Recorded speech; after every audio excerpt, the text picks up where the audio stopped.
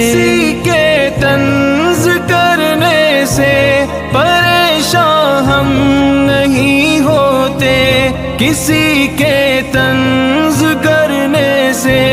پریشان ہم نہیں ہوتے، ہزاروں زخم کھا کر بھی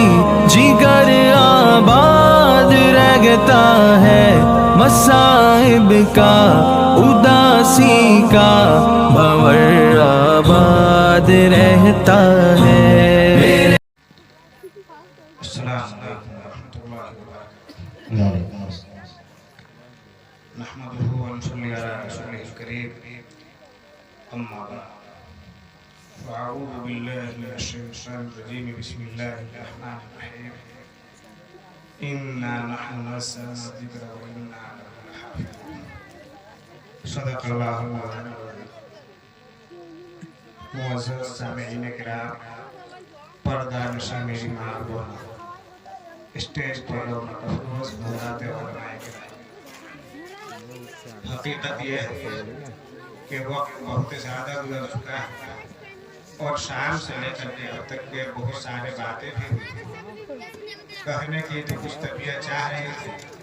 لیکن وقت بہت زیادہ ہو گیا۔ انشاءاللہ پھر دوبارہ موقع ملے گا تو انشاءاللہ کچھ باتیں رکھوں گا۔ بہرکیف آج میں عزیزم مولوی توفیق صلی اللہ علیہ وسلم کو میں مبارکباد دیتا ہوں کہ شام سے لے کر کے اب تک کے میں نے ان طلباء اور طالبات کے پروگرام کو بہت چھوڑا اور الحمدللہ اس چھوٹے سے مکتب کے اندر رہ کر کے ان چھوٹے چھوٹے بچے اور بچیوں کو اس طریقے سے تیاری کرانا اور اس طریقے سے محنت کرانا یہ غیر معمولی بات ہے، کوئی معمولی چیز نہیں ہے۔ یقیناً عزیز مولوی توفیق صلی اللہ علیہ وسلم کی یہ محنت قابل ستائش ہے، قابل مبارکباد ہے۔ میں اپنی طرف سے اور اپنے تمام احباب کی طرف سے عزیزوں کو بہت بہت مبارکباد پیش کرتا ہوں۔ دوسری بات جو مجھے کہنی ہے وہ آپ بستی والوں سے کہنی ہے، اس گاؤں والوں سے کہنی ہے کہ ماشاءاللہ عزیز محترم نے آپ حضرات کے لیے یہ مکتب کا قیام عمل میں لایا اور بہت ہی اچھی طرح سے بچوں اور بچیوں کی تعلیم و تربیت کا سلسلہ قائم کیا۔ آپ حضرات آپ اپنے وقت کے ذریعے سے، جان و مال کے ذریعے سے، ہر چیز کے ذریعے سے جس وقت ان کو جس چیز کی ضرورت پڑے آپ قدم میں قدم ملا کر کے اور ان کا ساتھ دے کر کے آپ ان کی بھرپور حوصلہ افزائی فرمائیں اور آپ ان سے خدمت لیں، خدمت کرنے کو تیار ہے، آپ خدمت لیں گے۔ آپ میں جو بزرگ ہیں، جو بڑے ہیں وہ ان کا ساتھ دیں گے، ان کی حوصلہ افزائی کریں گے، ابھی نوعمر ہے انشاءاللہ کام کر کے دیں گے، افراد تیار کریں گے اور یہی افراد جو ہے نا آپ کی زندگی کو بھی، دنیاوی زندگی کو بھی اور آخرت کی زندگی کو بھی سنبھالیں گے۔ میرے بھائیو، ایک چھوٹا سا واقعہ 1 منٹ کے 2 منٹ کے اندر میں بیان کر ختم کرتا ہوں۔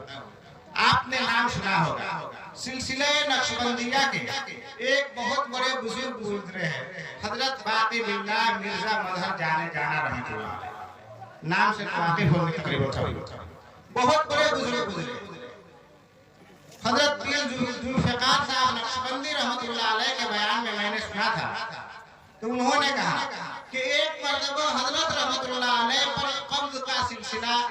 شروع ہوا۔ انہوں نے رات کو اٹھ کر کے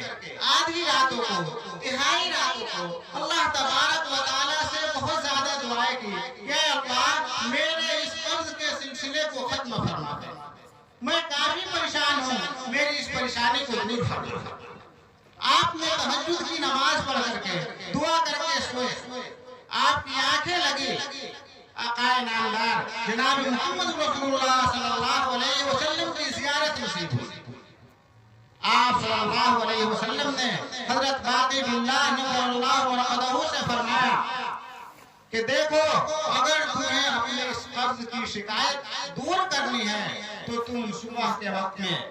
اس مکتب کے اندر جاؤ، اس مسجد کے اندر جاؤ جہاں چھوٹے چھوٹے بچے اور بچیاں تعلیم حاصل کر رہے ہیں، تم ان سے جاؤ اور جا کر کے ان سے دعا کی درخواست کرو۔ جب یہ لوگ دعا کریں گے کہ تمہارا جو یہ قبض کا سلسلہ ہے یہ ختم ہو جائے گا اور بسط کا سلسلہ جاری ہے۔ چنانچہ صبح کو بیدار ہوئے، فجر کی نماز سے فارغ ہو کر کے، اپنے تلاوت سے فارغ ہو کر کے، ذکر و اذکار سے فارغ ہو کر کے جب مکتب کا وقت ہوا تو حضرت رحمت اللہ علیہ مکتب کے اندر تشریف لے گئے۔ جیسے ہی وقت کے ولی کامل کو ان بچوں نے دیکھا، خوشی کے مارے جھوم اٹھے اور وہ سب کے سب کھڑے ہو گئے اور ان کا استقبال کرنے لگے۔ حضرت رحمت اللہ علیہ نے فرمایا کہ بچوں دیکھو، تم تو مجھے اللہ کا ولی اور بزرگ سمجھ کر کے تم میرا استقبال کر رہے ہو، لیکن مجھے آج یہ حکم ملا ہے کہ میں تم سے دعا کرواؤں، لہذا تم سے بڑا ولی، تم سے بڑا بزرگ کوئی نہیں ہے، اس لیے تم سب میرے لیے دعا کرو۔ چنانچہ ان بچوں نے دعا کیا اور اس کے بعد میں حضرت کا قبض کا جو سلسلہ تھا وہ ختم ہو گیا اور بسط کا سلسلہ جاری ہے۔ تو میرے بھائیوں اور بزرگوں، یہ واقعہ بیان کر کے میں آپ سے کہنا یہ چاہ رہا ہوں کہ یہ جو بچے اور بچیاں ہیں، یہ چھوٹے چھوٹے بچے ہیں، یہ معصوم ہیں اور یہ گناہوں سے پاک ہے۔ آپ ان سے دعائیں لیجیے، آپ ان کے اساتذہ سے دعائیں لیجیے، آپ ان سے میل جول رکھیے، آپ ان سے علم حاصل کیجیے، اپنی ضروریات کو ان سے پوچھتے رہیے۔ انشاءاللہ جب آپ کا ان کے ساتھ میل ملاپ ہوگا، آنا جانا ہوگا، انشاءاللہ آپ کے دلوں کے اندر خود ان کی ضروریات اور ان کی محبتیں پیدا ہوں گی اور آپ ان کی ضروریات بھی سمجھ میں آئیں گی۔ لہذا جیسی ضرورتیں ہو آپ اپنے اعتبار سے ان کو پورا کرنے کی کوشش کیجیے۔ اللہ تبارک و تعالی ہم سبوں کو کہنے سننے سے زیادہ عمل کرنے کی توفیق نصیب فرمائے اور ان طالبان علم نبوت کو علم نافع